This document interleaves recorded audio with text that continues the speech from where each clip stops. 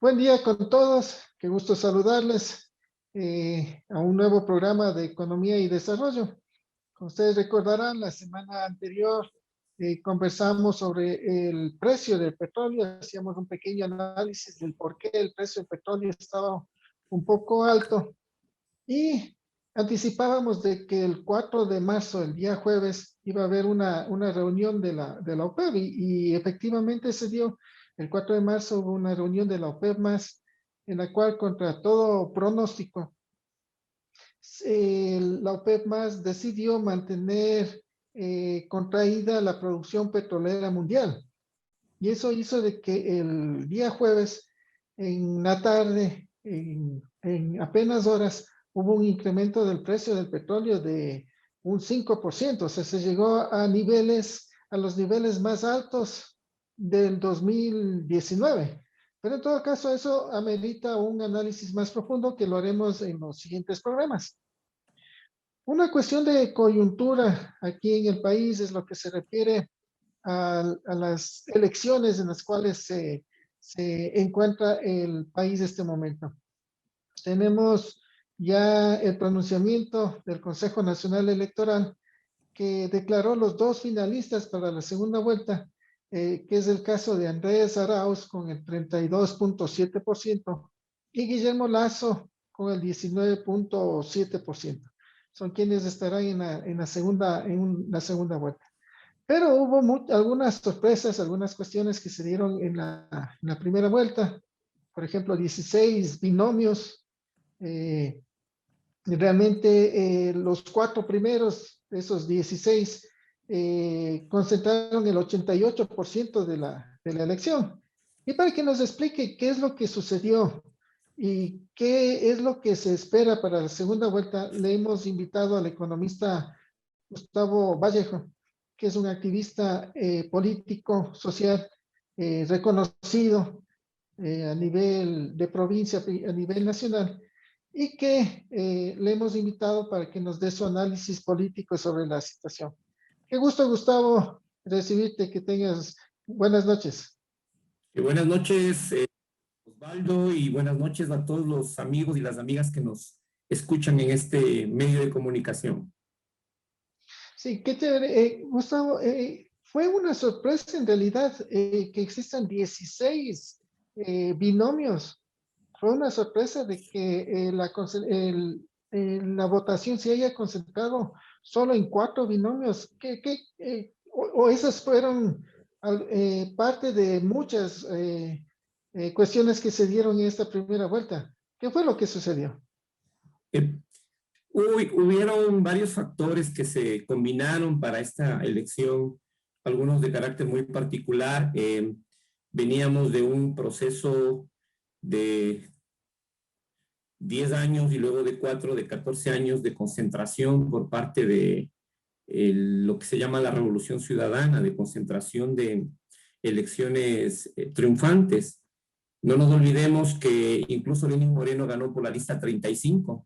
Entonces, luego de 14 años de elecciones en donde había casi un partido único que ganaba todas las elecciones, muchos partidos vieron, y muchos políticos, y muchos que se llaman no políticos, pero que finalmente terminan haciendo política, vieron una oportunidad de presentarse a las elecciones.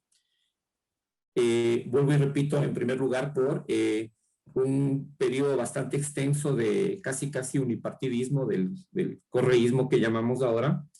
En primer lugar eso, en segundo lugar, una votación muy fraccionada en 16 binomios. Yo me atrevería a decir, y con algunos colegas compartimos la idea, de que sorpresa no fue la presencia de 16 binomios. Probablemente la sorpresa más bien fue que bloques que en las elecciones pasadas, por ejemplo en el 2013, en el 2017, en el 2013 se presentó la alianza de las fuerzas de las izquierdas con el nombre de la UPI, que agrupaba a sectores que no comulgaban con el correísmo, que lo enfrentaban en la calle, que lo enfrentaban en los espacios públicos del campo, en el sector de la educación, pero sobre todo en el sector de los trabajadores y de los campesinos. En esa elección participó Alberto Acosta y agrupó a una serie de pequeñas fuerzas y partidos de izquierda. En el 2017 se presentó el Encuentro por la Democracia, cuyo abanderado fue el exalcalde de Quito, Paco Moncayo, y de igual forma todos estos partidos de las izquierdas, añadida a la izquierda democrática, presentaron un solo candidato. Esa me parece que fue una sorpresa realmente y un segundo elemento a tomar en cuenta en este proceso electoral anterior. Y me refiero a que fue una sorpresa porque de esas dos participaciones electorales de las fuerzas progresistas y de izquierda en el 2017 y en el 2013, resulta que para el 2021, para este proceso electoral, se presentan divididos prácticamente en cuatro listas. Y esa es una reflexión que tienen que hacer las fuerzas progresistas y de izquierda, porque finalmente los votos, los porcentajes son muy bajos de, por ejemplo, Paul Carrasco, que llega al 21% y que, vuelvo y repito, en el 2013 y 17 participó en este frente amplio de izquierdas y sectores progresistas. Gustavo Larrea llega al 0,40% y digamos que esa cuota añadida de Montúfar y el Partido Socialista llega al 0,63%.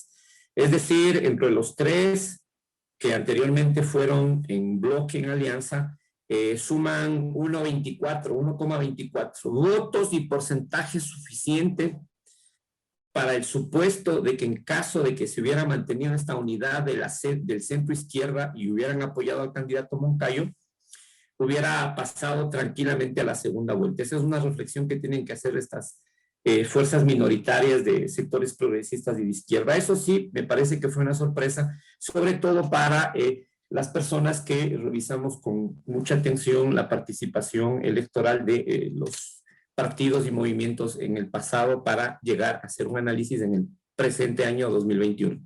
Segundo factor, por lo tanto, a tomar en cuenta en el análisis de este resultado electoral es ese fraccionamiento y yo diría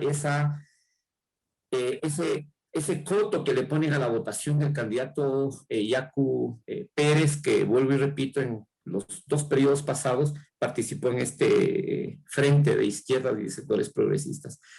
Un tercer elemento es realmente la sorpresa que se presenta por parte de algunos candidatos. Yo me atrevería a decir con mucho respeto a ellos, obviamente, realmente a uno, al candidato de la izquierda democrática, un candidato hecho en función a un pequeño laboratorio político, ¿no? Escogido en función a unos criterios no políticos, relativamente joven, empresario exitoso y puesto como candidato de la izquierda democrática, ¿no? Vuelvo y repito con el mayor de los respetos, es un personaje nuevo. Eso pega en la ciudadanía, eso pega en los ciudadanos, en los nuevos votantes. Más adelante podremos analizar eso, porque la composición del voto del candidato Hervas, que llega al 15%, es una composición de voto básicamente juvenil, ¿no? Más adelante podremos mirar algunos elementos que pueden haber influido en esa alta votación, pero es un candidato que sale de un espacio en donde se discute la política, se dice qué sería adecuado para presentar en esta elección y es la novedad, ¿no? Es la novedad en esta elección el aparecimiento del candidato Hervas. Lo del candidato Yacu Pérez no es una sorpresa. Cuarto elemento para analizar este proceso electoral. No es una sorpresa porque aquellos que estamos vinculados al análisis de la política nacional, sabíamos que el peso que el movimiento indígena tuvo en el paro de octubre del 2019, en donde hubo un nivel de confrontación alto por las medidas que tomó el presidente Moreno. Tú en eso conoces más, Osvaldo, el pretendido incremento de los precios de los combustibles a través de la eliminación de los subsidios, originó que el protagonismo del movimiento indígena llegue a un tope máximo. Entonces, la votación del movimiento indígena con su abanderado, en este caso,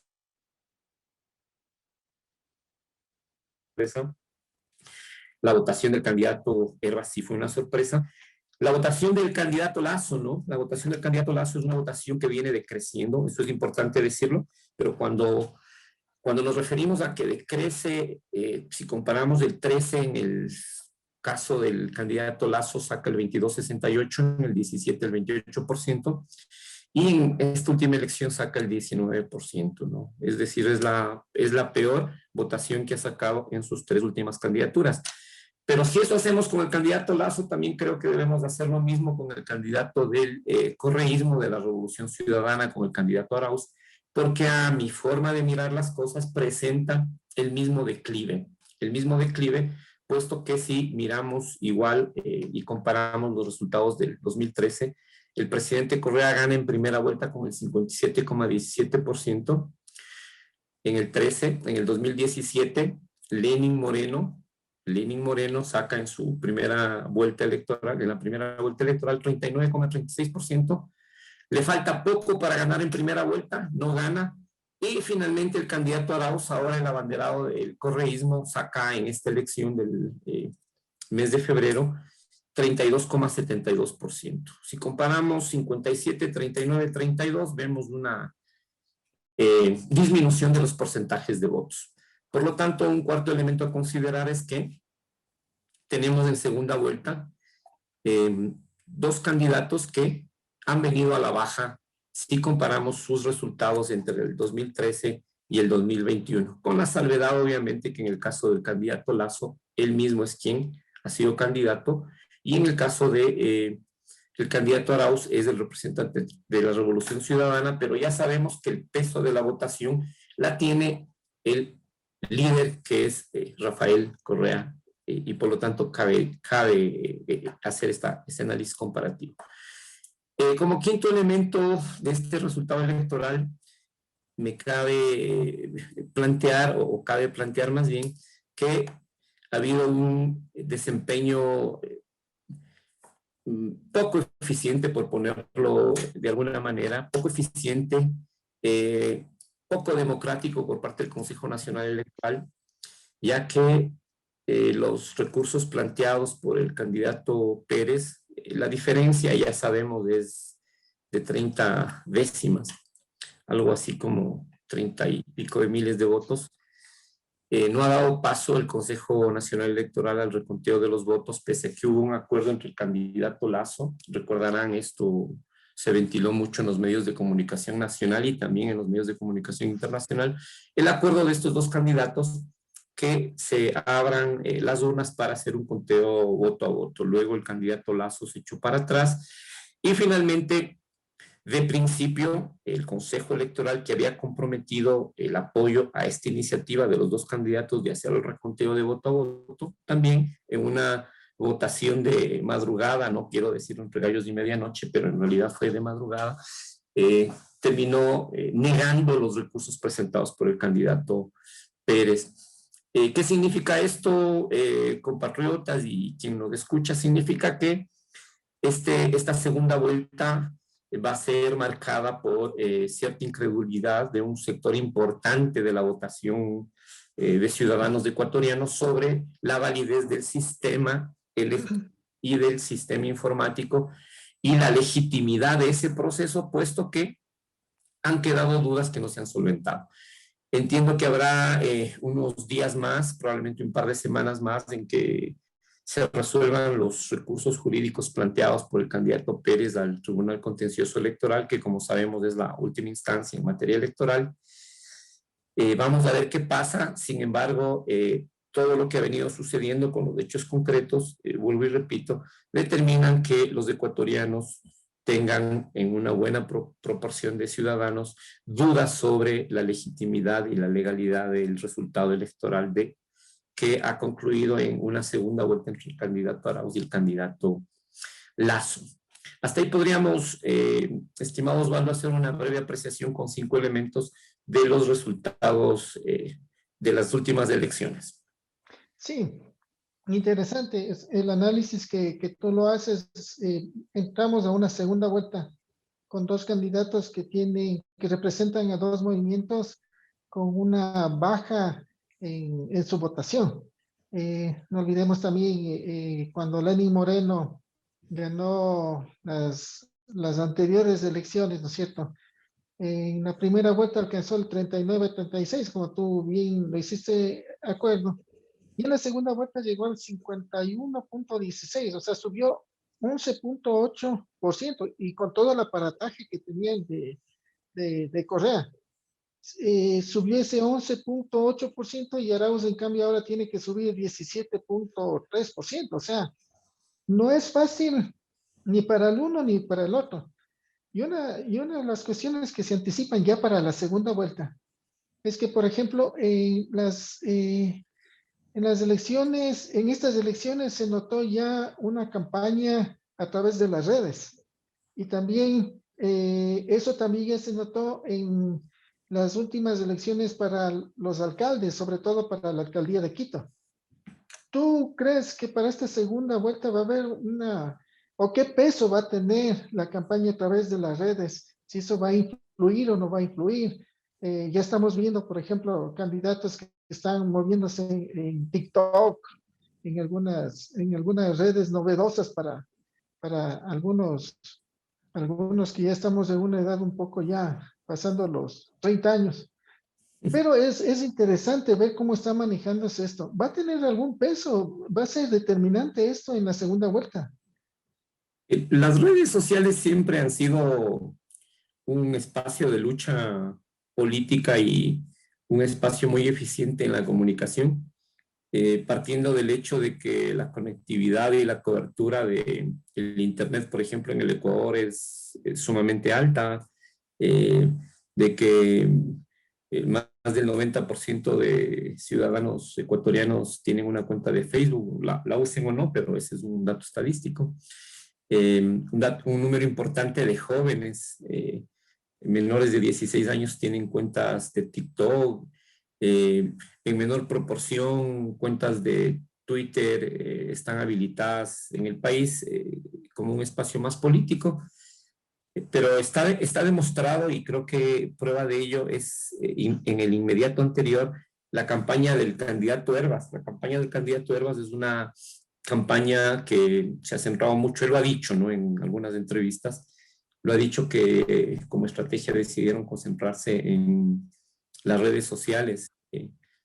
Para los que nos escuchen y siguieron la campaña, si hacemos un comparativo de cuántos afiches vimos pegados de Hervas o cuántas pancartas pegadas de Hervas, por razones de cuestiones de trabajo viajamos en esta campaña a varias provincias y evidentemente la campaña del candidato Hervas no era una campaña de pancartas, de afiches, no era una campaña de grandes, obviamente por pandemia también, de grandes concentraciones, pero no había gran cantidad de militantes activando en calles, entregando publicidad. Era una campaña básicamente en redes y eso lo ha reconocido él mismo, por lo tanto, ahí hay una muestra empírica. Sus éxitos en TikTok, yo diría sus éxitos, porque si preguntamos a los chicos, a los más jovencitos, ellos eran los que creo hicieron mayor difusión de la campaña del candidato Hervas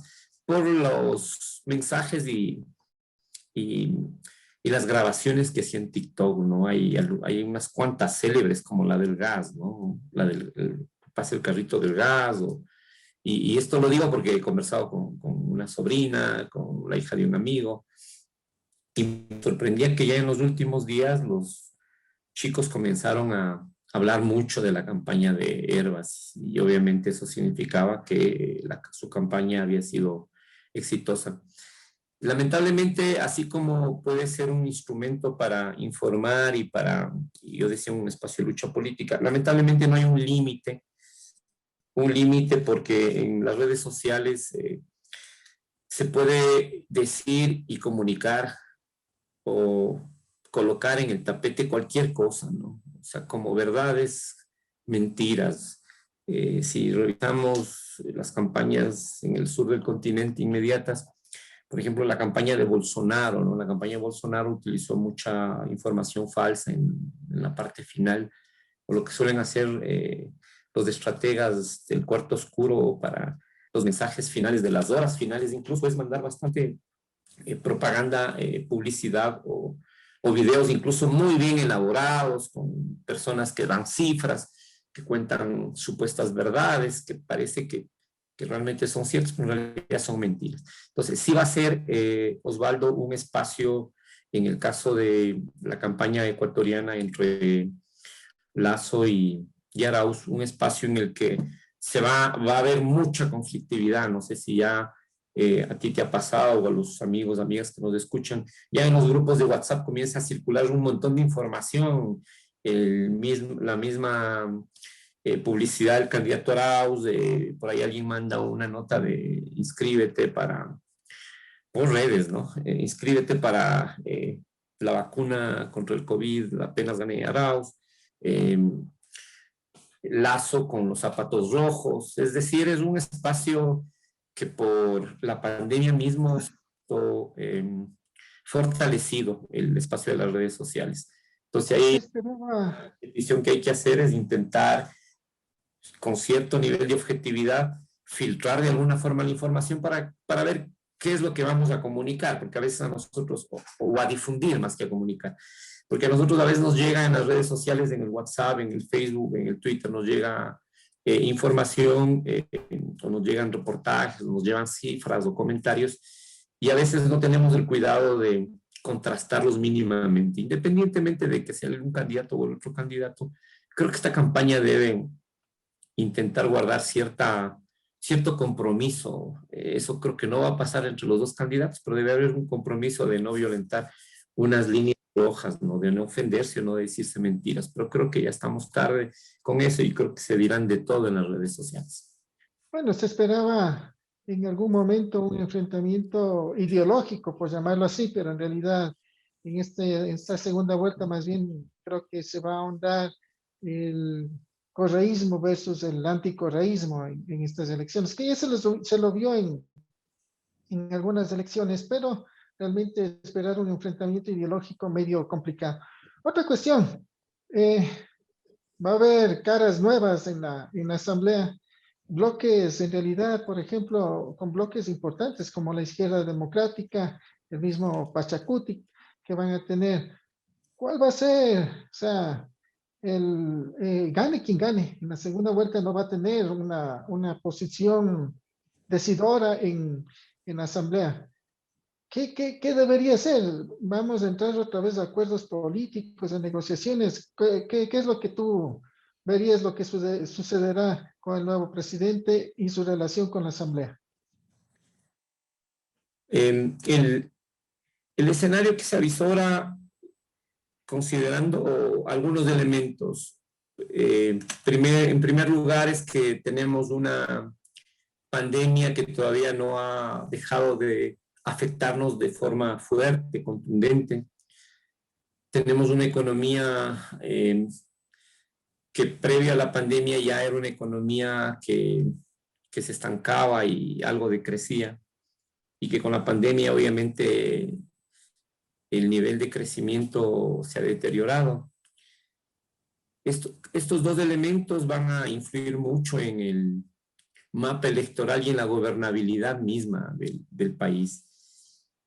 Por lo tanto, si vamos a tener problemas de carácter económico, en el caso de que gane el candidato Arauz, sabemos que el candidato Arauz ha prometido en sus entrevistas y en su plan de gobierno hacer uso de recursos públicos para mejorar la liquidez e intentar dinamizar la economía. El candidato Lasso, en cambio, tiene una postura totalmente diferente. Dice que no hay que entrar en más gastos o hay que disminuir los gastos del Estado, del sector público, y que más bien hay que propender a mejorar las exportaciones, la producción y atraer inversión. Yo creo que hay dos visiones totalmente distintas. Pero me refiero a estas dos visiones porque de eso va a depender el cómo se conformen los bloques y el cómo se maneje la próxima Asamblea Nacional. Es decir, en primer lugar, si sumamos los votos del correísmo que llegarán a 50 votos, por lo pronto, porque si ganan el gobierno son muy hábiles en desgranar al resto de bloques y acrecentar su número para intentar hacer una mayoría. Si sumamos estas fuerzas emergentes y del centro hacia la izquierda, que no es este denominado progresismo de Arauz, y sumamos los votos que va a tener Pachacuti y la izquierda democrática, estamos pensando en 44 votos. Los 44 son cercanos a los 50, o sea, los vamos a tener por ahí como dos bloques mayoritarios.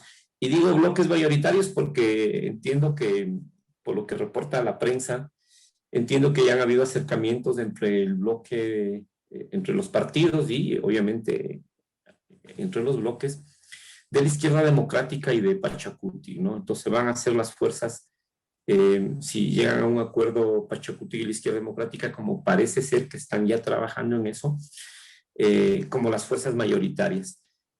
Primer elemento entonces de qué va a pasar en esa asamblea, en ese legislativo, es que va a haber un bloque importante del progresismo y un bloque importante de la centroizquierda.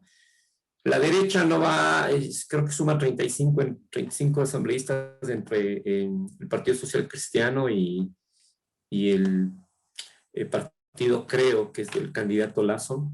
Significa que pasa a ser un sector minoritario, que pasa en términos de identidad política a ver una fuerza mayoritaria del centro hacia la izquierda, una minoritaria de la derecha.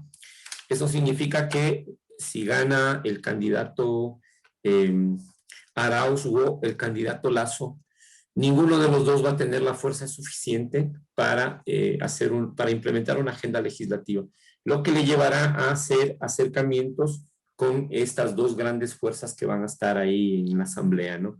Si gana el candidato Arauz, es muy probable que haya en ciertos temas un acercamiento con los bloques de la izquierda y del centro, pero eso hay que analizar detenidamente, porque no nos olvidemos que el correísmo le trató muy duro al sector indígena Pachacuti, y el presidente Correa en sus declaraciones de las últimas semanas ha sido muy duro con Herbas y con Izquierda Democrática, ¿no?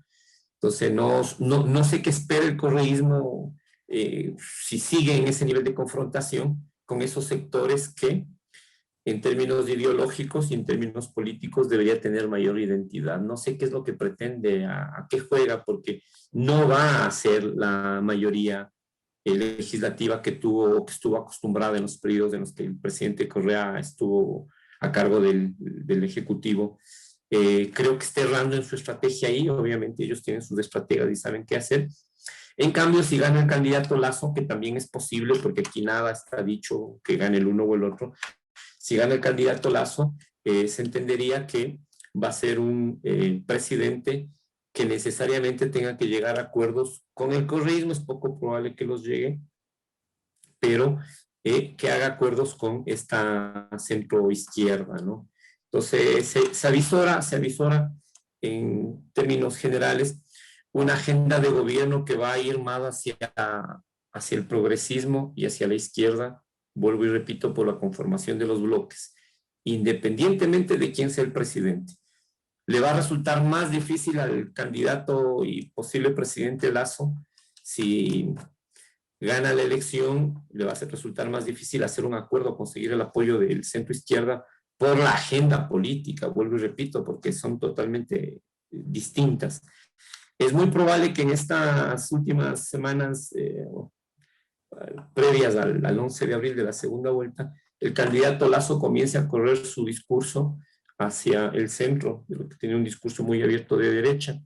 Ya le hemos escuchado haciendo algunas referencias a derechos sexuales y reproductivos, diciendo que es un tema que lo entiende, que no lo entiende muy claramente y que necesita más información y que está abierto al diálogo, ¿no? Pero eso creo que no se procesa de esa manera en los sectores que levantan estas banderas de lucha, ¿no? Es decir, no le creen. Entonces va a ser una elección muy reñida, diría yo, y en el caso de la gobernabilidad, creo que se va a ver afectada vuelvo y repito, por pandemia y por la crisis económica, el desempleo, el hambre en concreto, y esto va a generar momentos de intranquilidad. Eso veo, momentos de intranquilidad en el país, independientemente de que sea el uno o el otro el presidente. Interesante todo este análisis prospectivo que nos has hecho, Gustavo. Te agradecemos muchísimo por tu presencia. Esperamos poder contar con tu presencia en algunos próximos programas. Y un gusto saludarte. Gracias por haber venido. Osvaldito, si me permite medio minuto nomás para hacer una reflexión. Sí. Ya, lo que quería decir es que a mi forma de mirar las cosas en la segunda vuelta, los dos la tienen igual de difícil. Ninguno tiene asegurada la presidencia, si bien es cierto, el candidato Lasso al sacar en promedio 20 puntos le faltaría 30, pero si a eso le sumamos que entre Yacu Pérez y el candidato Herbas, que ya sabemos que los votos no se transfieren, suman cerca de 30 puntos y son votos que en una primera vuelta, teniendo la opción de Lasso y teniendo la opción de Arauz, se fueron por una opción que no es ni la una ni la otra. ¿Qué significaría esto? Analizando la estructura de la votación de Pachacuti, es poco probable que se vaya en gran número para el candidato Arauz. No nos olvidemos que más allá de las plataformas, de los programas, pesan mucho las figuras. Va a depender mucho de la posición de Yacu. El movimiento indígena es un movimiento con cierta disciplina para los votos y entendería que de ese porcentaje podría ir muy poco al correísmo, con todos los esfuerzos que el correísmo haga por intentar cooptar algo de ese 18% del Yacu Pérez, ¿no? De ese 1939, Yacu, sí, 1934. En cambio, los votos del candidato Herbas probablemente sean un poco más permeables, no digo que se vayan a ir al correísmo, pero un poco más permeables. Sin embargo, al tener una estructura de voto joven, de voto que probablemente no ha estado en estas confrontaciones de los 10 años previos a Moreno, de la calle, de los desprestigios y de las arremetidas que hacía el presidente Correa, tengan una imagen más de unidad, de intentar buscar puntos de encuentro. Y ahí viene la pregunta: ¿quién representa más un punto de encuentro y de diálogo? ¿O el candidato Arauz o el candidato Lasso? Yo entiendo que estos son temas que los estrategas de las campañas están tratando, pero concluyo diciendo que ninguno de los dos la tiene asegurada, ninguno. Y yo me atrevería a decir que puede ganar el uno o el otro. Muchas gracias, estimado Osvaldo. Un gusto, Gustavo, y un gusto a toda la audiencia por habernos acompañado. Una buena noche.